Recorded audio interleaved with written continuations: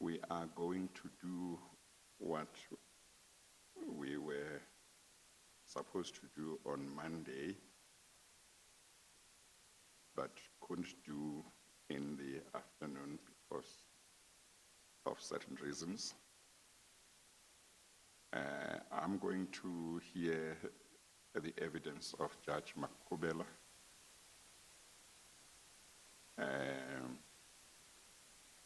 For now, I haven't made a decision on Judge Makhubele's application for, in quotes, the recusal of Advocate Soni SC, but we'll use this time to give Judge Makhubele an opportunity to present her side of the story, but also for me to put certain questions to her. The contemplation is that there will still be another day when an evidence leader can put questions to Judge Makhubele once I have either decided on the so-called recusal application, or if I have decided or found somebody who can lead the evidence for practical purposes. So that is why Mr. Soni is not at the podium today, but he is here, and I will call upon him to assist me with regard to finding certain documents that I might need at a certain stage, because he and his junior are maybe quite familiar with the location of various documents in the bundle. So there will be two parts. One, I will allow Judge Makhubele the opportunity to tell her side of the story to a very large extent. I will not be asking her questions during that time. I'm going to limit that to 30 minutes, and she has indicated that she's happy with that allocation of time. And thereafter, I will put questions to her, and then she will deal with the questions that I will put to her. I think for the purposes of refreshing the memories of the public and whoever may be listening, it's important to say that Judge Makhubele's evidence falls under the investigation that the Commission is doing in regard to various allegations of corruption and acts of state capture at PRASA. And Ms. Martha Ngoye, who is head of the legal department at PRASA, as well as Mr. Dingis Swayo, who is also in the same department at PRASA, gave evidence on a number of matters, but their evidence also included what they said was the role played by Judge Makhubele when she was chairperson of the board of PRASA from towards the end of 2017 to about towards the end of March or mid-March 2018 when she resigned. The part of the allegations they made was that Judge Makhubele came to PRASA and had a special interest in the settling of certain cases which had been brought by certain companies falling under a group of companies called CIA Group. That company had allegedly entered into certain contracts with PRASA, and according to it, or according to those companies, they had performed certain services for PRASA, and PRASA had failed to pay them when it was obliged to do so. And those matters had been lodged in court, and PRASA had filed its defenses, its pleas, but ultimately there was an agreement that the matters should go to arbitration, and they were going to be arbitrated.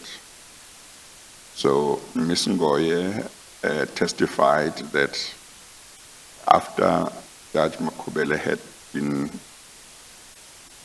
started being chairperson of the board of PRASA, she insisted that the claims by those specific entities of falling under CIA should be settled, and that her department was excluded.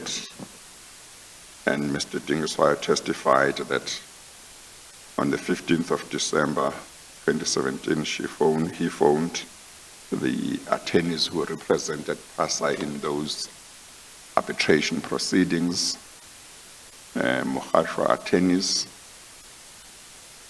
in order to discuss the matter, but was told by Mr. Mokhashwa that the chairperson of the board, that is Judge Makhubele, had instructed that the attorneys should not speak to the legal department of PRASA about those matters. The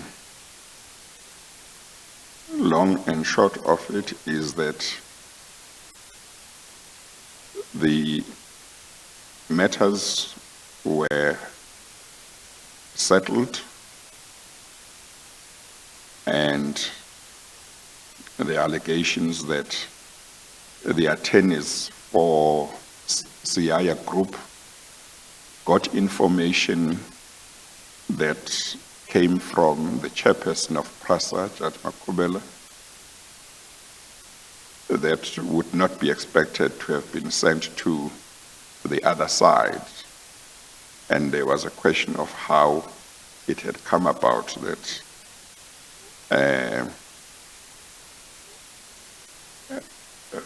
PRASA's opponents in the litigation or in the arbitration got information that they should not have got. In particular, it was information about how PRASA's attorneys had been instructed to settle the matters. After the matters had been settled, CIA's lawyers and PRASA's lawyers made arrangements in terms of which they appeared before the arbitrator, who is a retired judge, and the settlement agreement was made in order of court, so awards were made which required PRASA to make payments to the CIA Group, and the amounts altogether appear to have been in the region of about 59 million that PRASA had to pay. There was also interest that was supposed to be paid. And when PRASA did not pay those amounts, the CIA Group of companies approached the court to make the arbitration awards an order of court. By that time, the legal department of PRASA had been in touch with the newly appointed Minister of Transport, Dr. Nzimande, and had told him what they believed was happening and the role that they believed Judge Makhubele had played, and he had instructed that the legal department should take steps to try and, in effect, reverse that process. So the arbitration awards had been made, orders of court, but subsequently a rescission application was made and those were rescinded. But the legal department had also to bring an interdict application, urgent interdict application, to prevent the sheriff from paying over millions of PRASA's money to the CIA group, because in the meantime, the CIA group had attached money in PRASA's bank account. So Ms. Ngoye and her department instructed another law firm, Bowman's, in order to assist with regard to that. Also their evidence was to the effect that there was some drama in court, because when counsel briefed by Bowman's sought to oppose, it was found that counsel for CIA Group was able to show the judge a message that had been received, according to them, from Judge Makhubele, which said that the lawyers representing PRASA, which sought to oppose the CIA Group's application, had no authority to do so, and the judge had ultimately accepted that and granted the order. But ultimately, the rescission application that was brought by PRASA was successful, and those amounts were not paid over. So I thought I would summarize the gist of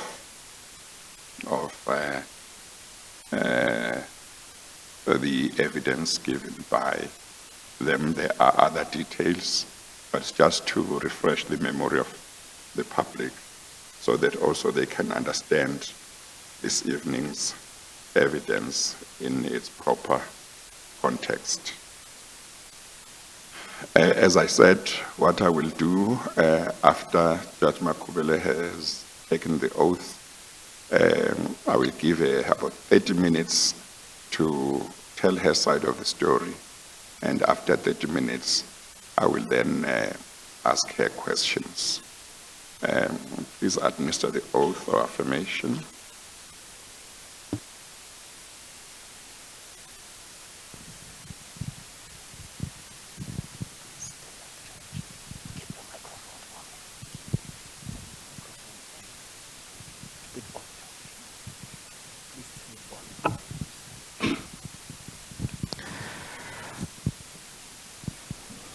Please state your full names for the record. Inshallah Anna Makhubele. Do you have any objection to taking the prescribed oath? None. Do you consider the oath to be binding on your conscience? Yes. Do you swear that the evidence will give will be the truth, the whole truth, and nothing else but the truth? If so, please raise your right hand and say, "So help me God." Help me God. Thank you very much, Judge Makhubele. You now have 30 minutes to tell your side of the story. Thank you, Chairperson. Before that, I think I need to place on record the issues about the documents that I was provided on Monday. They are behind me, so maybe for 2 minutes, if I can deal with that. Yes. I think somebody can help you to bring them to you. Somebody will bring them to you in front of you. I don't know what's the best way to deal with them.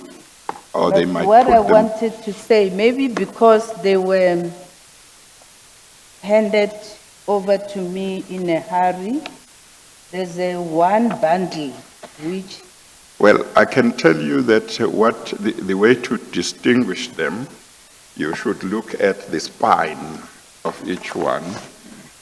Each one is supposed to be written bundle 1 or bundle 2 or bundle 3. Each one of them. no, I have. What I want to say is there's one bundle which contains the documents of one Lucky Montana, nothing to do with me at all.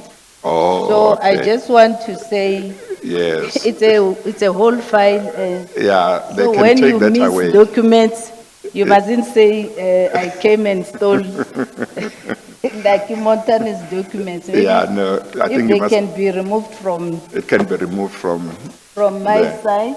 Yes. Ms. Rangata, look for that one and take it away. It says additional documents. These are all Lucky Montana's documents.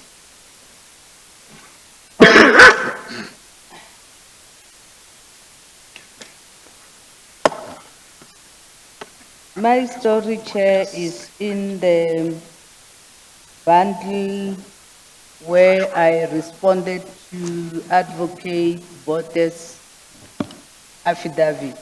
I'm sorry, I was giving my registrar a message here. Just start afresh, please.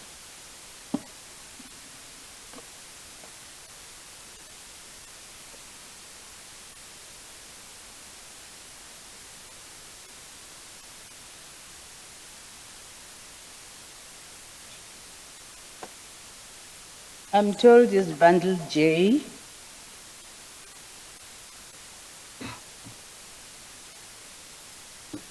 And that is the one that has got Mr. Bote's affidavit and your affidavit as well.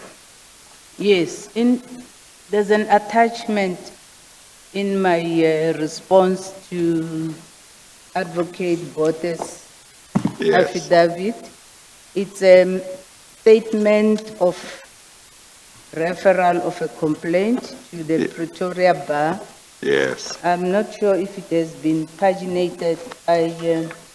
Well, I've seen it, I've read it, so I'm sure it is here. It is, the pagination is the red stamp. actually, normally we use the red, but I think where you see the red and the black, follow the black one at it's rather top left of each page.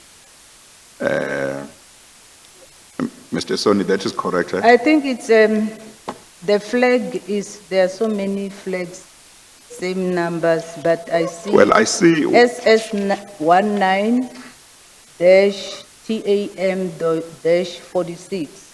Yes, when you refer to the page, then you can leave out SS19 and TAM and the 0. You can just say 43 if it's 45. Yeah, is it 45? So that's 45. Oh, but that is red.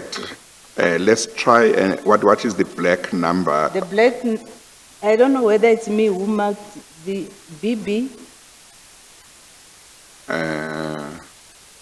Hang on, I think I'm going to find 45 now. Oh, the black is 147. Just switch on your mic from there, Mr. Soni. Page 146. 140, the black 146. Okay, page 146. Okay, I've got that. But that's the last page. What page does it start? Can you find it, Judge Makhubele? It's 147. It starts at It starts at 147. 147, oh, okay. Yes, Or your statement of referral, yeah. yes. Yeah, okay, page 147, that is the black 147. Yes, Chair, remember I said I haven't provided a sworn statement. I'm still going to do that. Yeah, okay, But Okay. the essence of the statement is what's in here. okay, And as I indicated, I will have to make certain additions Yeah. based on the oral testimony of Ms. Ngoye and Mr. Dingiswayo, which I have not considered. I have been given transcripts yesterday at night, I think around 7 or 8. So from what I could quickly glean out, I need to file a proper sworn statement. okay. So okay. today, Chair, the 30 minutes may not even be enough to deal with the main evidence or allegations against me are by Ms. Ngoye. So Yeah. I will still deal with Mr. Mukhasha, Mr. Botes, Yes, Mr. Ahmad, okay. and Mr. Madimpe. Well, let's see how much you have been able to cover by 30 minutes and take it from there. Well, the other thing, remember, Chair, now I'm attorney and client. Yeah, And and counsel. and counsel and everything. And yesterday I wrote a letter, which I don't even think it has reached you, because I wanted to understand exactly what are the allegations here that you are investigating. Because remember, everything comes from the affidavit that Ms. Ngoye filed at Pretoria High Court, and which I have here. So there's the same complainants here filed a complaint at the JCC, but they have added other things, which I want to be certain that here. Well, here, you are expected to deal with the witnesses' affidavits as filed here. As filed here. As filed here, yes. Yes, Yeah. because Which you have got. there's confusion even in the public domain that there are so many allegations, nothing to do with the settlement of DIA claims, which I believe that's what I must respond to here before you, Chairman. Yeah. No, for our purposes, you look at the affidavits that they have filed here, Yes, which have been given to you. thank you. In this statement 148, 147, I have summarized. I wrote this statement with reference to the affidavit that Ms. Ngoye filed dated 3 April 2018 in the application where PRASA was seeking to interdict the sheriff from executing the writs. So this statement is an answer basically to this affidavit. I see there are complaints here, they try to abridge it a bit, but here I dealt with the circumstances under which those claims were settled, and basically I denied that. Oh, let me start here. I had an opportunity yesterday to look at Ms. Ngoye's complete affidavit that she has filed here, dealing with everyone and every issue. And I made notes because I was asking myself, what exactly is her role and what is she saying? And I see she says in paragraph 7 of the affidavit before you, Chair, that the leaders in PRASA have been found wanting in various reports.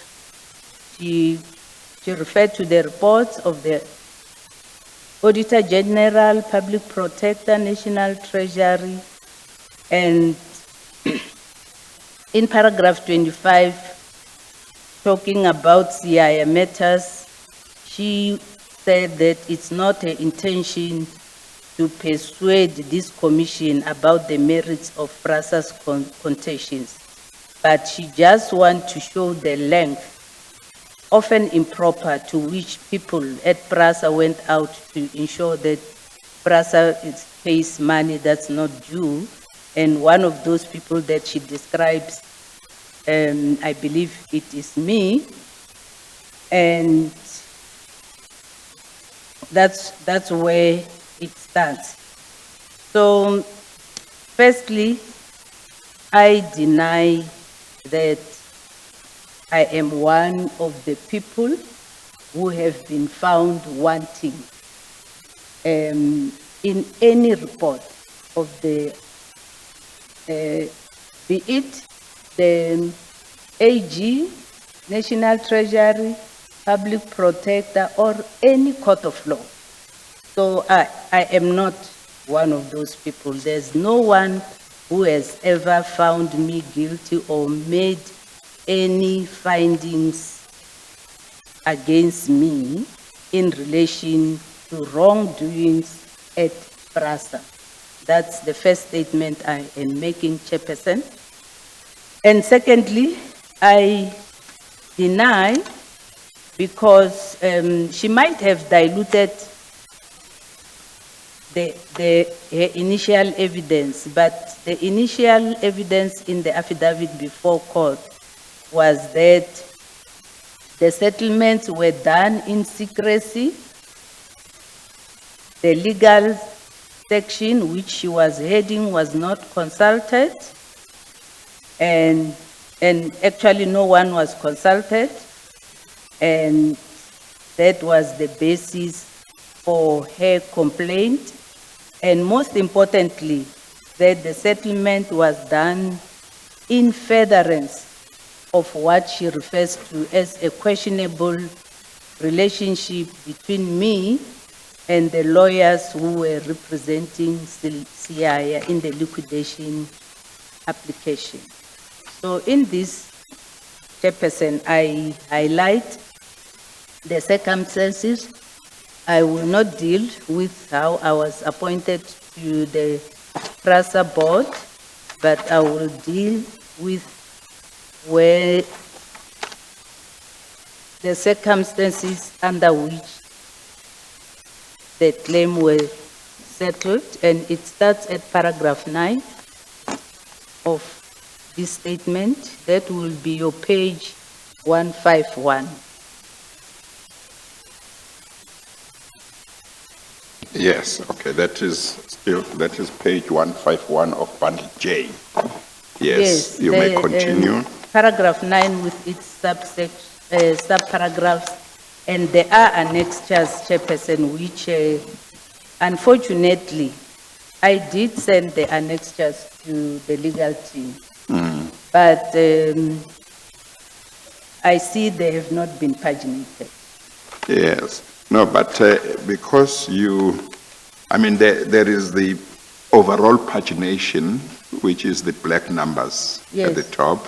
You can use that, but with reference to your own statement, you have numbered the paragraphs, so you can refer to the paragraph numbers as well. Well, when I use the word paginated, I mean the annexures are not part of the record. Oh, okay. So Chairperson will not be able today to see the documents I'm referring to. For instance, when I say the liquidators approached me, first through Advocate Botes, and then they wrote a letter to me, Chairperson will not be able to see that letter because I don't know if it's part of, yes, this, Well, the letter, I've at least got the letter, some annexures. the letter is part. Yeah. But there's a lot which are not part, but there's a few that are parts. But when I come back, Chairperson, I think we'll have all the annexures, but the letter of the liquidators is in. Well, if you do have those annexures which are not here in your possession at the moment, there may be an opportunity for copies to be made. But if you don't have them, then next time we can look at them. Do you have them by any chance with you? Well, I don't know. I did send them to Miss Rangata, but I don't know if she compiled a bundle of those. Let me ask Mr. Soni, do you know about any other annexures to statement referring the complaint to the Bar Council? It may be that they were not included because they might not have been seen as relevant for our purposes. Yes. That given the limited nature of the allegation, yes, and this was an allegation against Mr. Bolton, yes, we try to restrict the to what you consider to be important. But would they be available within the legal team? So I guess they would be available even if not here. I'm sure they would be available. Yes. Okay. I think arrangements will be made if you think they are relevant. As Mr. Soni says, they try to say, look, what's really important for purposes of the Commission's own investigation as Yes. opposed to the Bar Council's investigation. But if you think they are relevant, they can be obtained. So for next time, you can refer to them.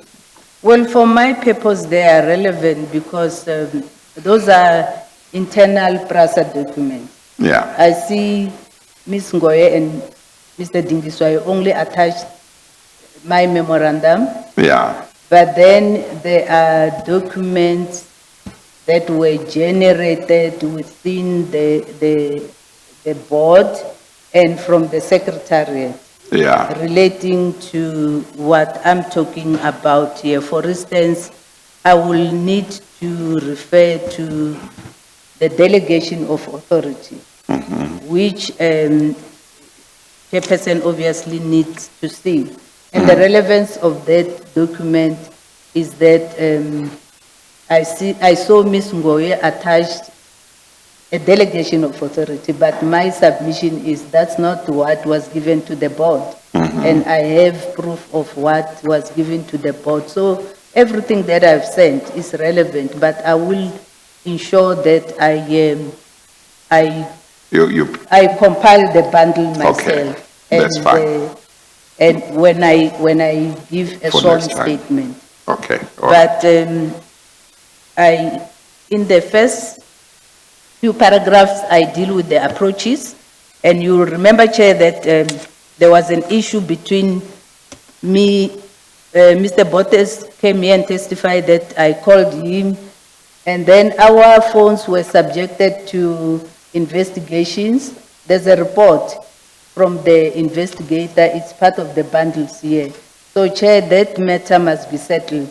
The report of the investigator shows that, obviously he can't say with certainty, but he says it's probable based on what he has analyzed.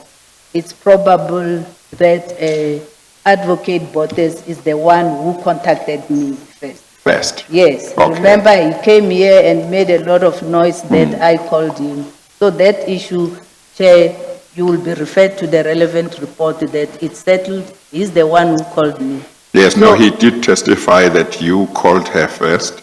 You called him, yes. Yeah. Yes, there's a report from the investigator here that should settle the issue unless Advocate Yes. Botes would like to take it further. Yes, I think what the Commission's legal team or investigators will do is, if they haven't already done, is to make that report available to him for his comments. Yes. And you will be informed or send a copy of his comments as well. So for now, I stand by my paragraph 9.1 that he called me first in the week, I said in the second week of November 2017, followed by a letter. The letter is from his attorneys. And then Advocate Botes came in person to PRASA because I said to him, I cannot discuss with him anywhere else other than at PRASA. At the time, I was still a member of the bar, so my chambers were still open. But I said, let's rather meet at PRASA than anywhere, because as far as I'm concerned, what you are telling me requires a transparent engagement involving everyone, including my colleagues at the board and the then acting group secretary, who is Mr. Zide. He then came, the date was, I think in my statement I say 13, but looking at my notes, the date there should be... Was it not the 14th? It's 14th. Yeah, Yes. 14th So of the November date is 2017. 14th November. He found me with Mr. Zide because on that day I was in several meetings. That's why I was at PRASA. I said to him, when he comes, I'll take time off and talk to him. But by the time he came, he had already told me what it was all about, which was basically what is in the email exchange between him and Mr. Madimpe Mukhashwa, that the parties were involved in litigation. There were those claims, several case numbers, but which were then consolidated because there's an arbitration clause. My understanding is it was not simply that they agreed to go on arbitration. There's an arbitration clause. PRASA took a point that you cannot proceed by way of action because there's an arbitration clause. And then there was an agreement to withdraw and go to arbitration. And in the meantime, as chair, I don't know, I can't remember if chair has summarized this, but then in the meantime, the part of the claimants went on voluntary liquidation, and then there was an application to court to appoint a commissioner to conduct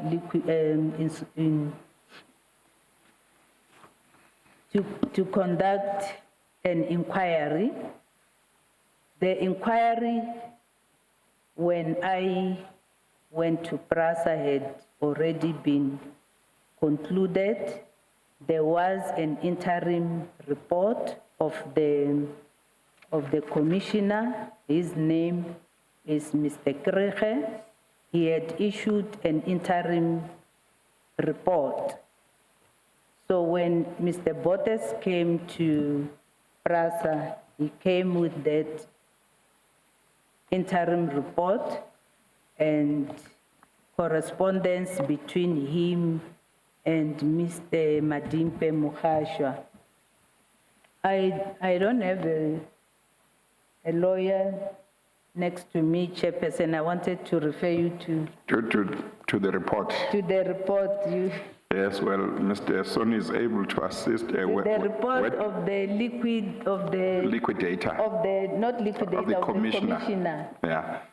What is the page? It's in the statement of Mr. Botes. Just hang on, Mr. Soni might be able to just tell us what page to find it. It's page 28 as an annexure to Mr. What volume first? What bundle first? Sorry, bundle J, Chairperson. Bundle J, and what black number?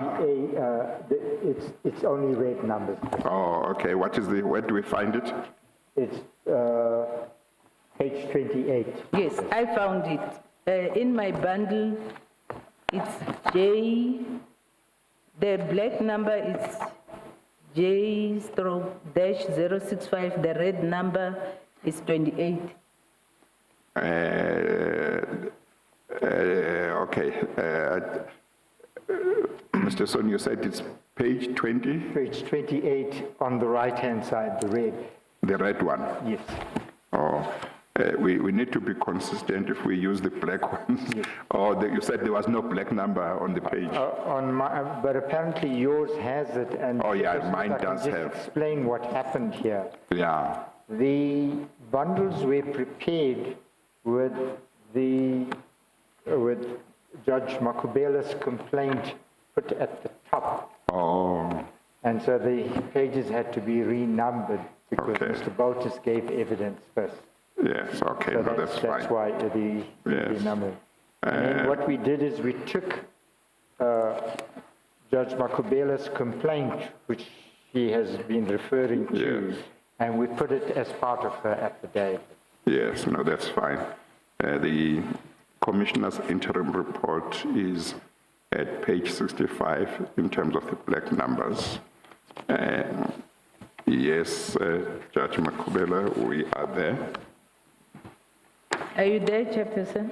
Yes, I've got it. Yes, so that's the Commissioner's interim report of the inquiry in terms of section 4171 and 4182 of the Companies Act 61 of 1973, read with item 9, Schedule 5 of the Companies Act 71 of 2008, and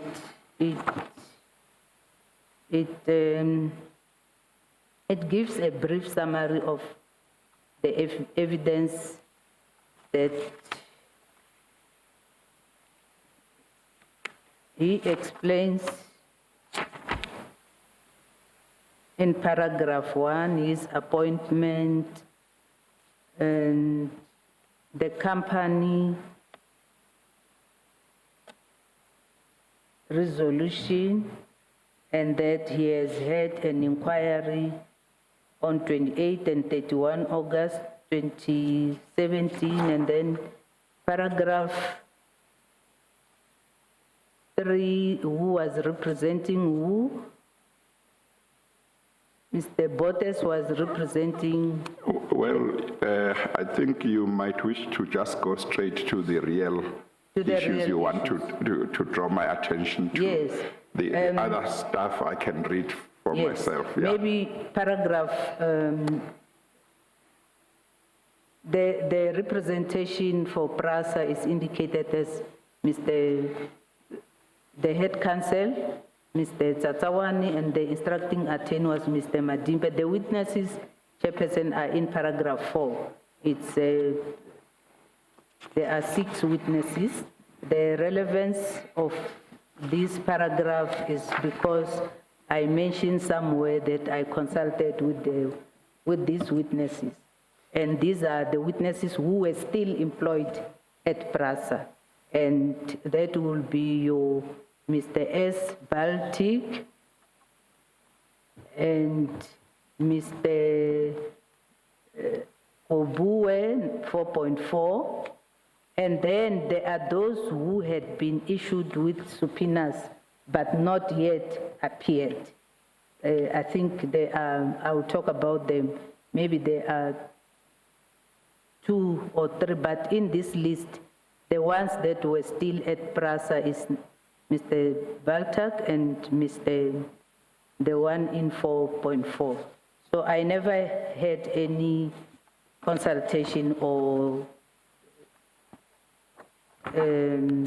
dealings with people who were no longer at PRASA. That's the point I want to make. And then the summary of the evidence of each witness. I am not sure if Chairperson has already has this evidence on record, so that I don't repeat it, but maybe. No, you can make what you consider to be the important features Yes. of what he says for your case. Then maybe only the witnesses that I consulted with, the evidence of Mr. Soren Baltic. Mr. Soren Baltic, in addition to this, wrote a report to me, which I will give chairperson. I saw it somewhere in the annexures in the court application, but I don't think it has been annexed in the documents before you. So in addition to this, Mr. Baltic also provided a report, and his evidence, he was asked to testify. He says he is a general manager, signaling and telecommunication, and he was asked to testify about the project indicated the technical assistance for supervision of National Resignaling Project Stage 1, phases 1 to 5 agreement, and then he confirmed the agreement entered into between PRASA and the company in liquidation on the 31st of May 2011, and he indicates the amount, just above 54 million.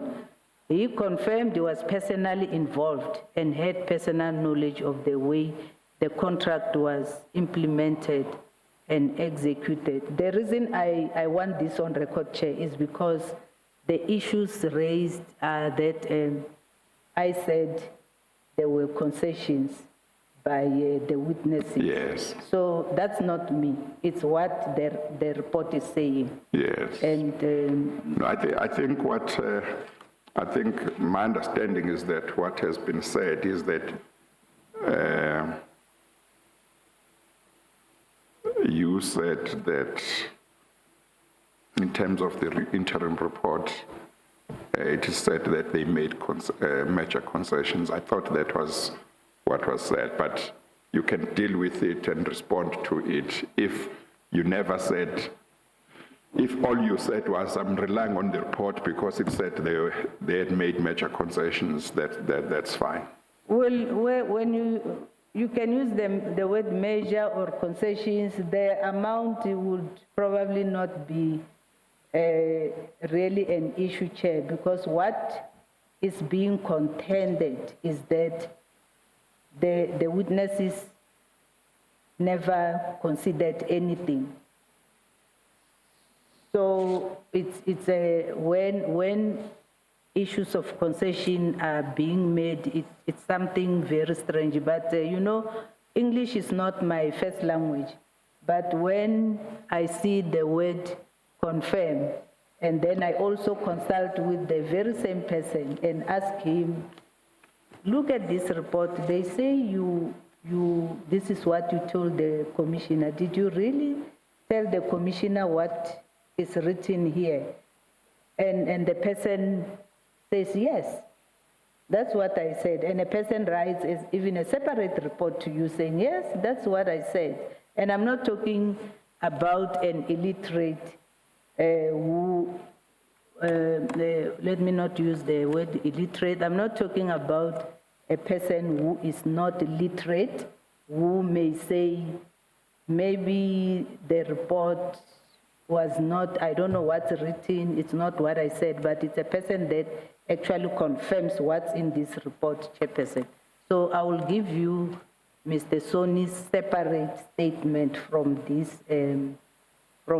what the commissioner has written, as well as after I've transcribed my notes, that these are the dates. But to me, these are concessions, whether you want to classify them as major, minor, but they go to the heart of the issues that he was asked to deal with. So. Well, I was looking at paragraph 5, where it talks about Mr. Baltic, 5.1.7. At page 67, if you look at the black numbers, Is that where you are as well? He testified about two. Because I thought think- you were talking about Mr. Baltic's. Yes, he starts at page 29, the bottom of 29. Yes. It's Well, it says that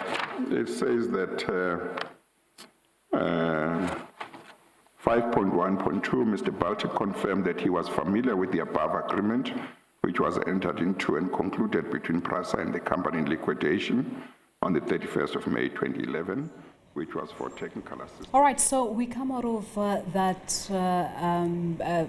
State Capture Commission. Of course, you have the former chairperson for the Board of PRASA, Judge Dintswalo Makhubele, giving her evidence there. So the Deputy Chief Justice Raymond Zondo has given her 30 minutes to tell her side of the story before the commission. So as it is now, Judge Makhubele does not have any legal team that is representing her today, so she will be representing herself. So what she has been saying is that she doesn't have some of the relevant letters or documents which would be part of supporting her evidence today. However, she did say that she will at some later stage submit those to the commission's legal team. So she has been given that 30 minutes now to tell her side of the story. As you know, that various witnesses have implicated Makhubele in the alleged corruption at PRASA. We'll certainly have more for you here on the SABC News channel.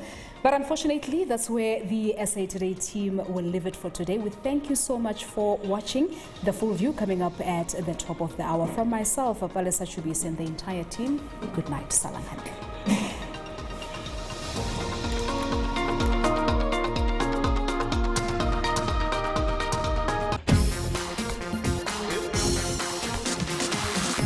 Outsurance loves saving South Africans money on their car insurance. Let's meet some excited new clients who recently switched to Outsurance. Let's take a shot lap Nana into a cheat day. No problem. You have a dream. I want to be a bouncer and I want to go into bodybuilding. Wait, what? Wait, hold on. You carry your protein Yes. in your car with you. Is this what a Balance, God and gym. Bible, Yes. Protein ka That's true. change factor, yeah? Yes.